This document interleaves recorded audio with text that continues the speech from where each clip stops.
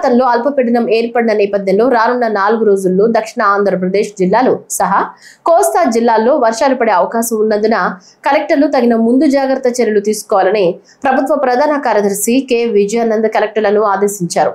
రాష్ట్రంలో ధాన్యం కొనుగోలు, సంక్షేమ వసతి గృహాలు, రెసిడెన్షియల్ పాఠశాలలు, ఆర్టీజీఎస్, పాజిటివ్ పబ్లిక్ పెరస్పన్ document upload for agent space అంశాలపై ఏపీ సచివాలయం నుంచి ఆయన కలెక్టర్లతో వీడియో సమావేశం నిర్వహించారు.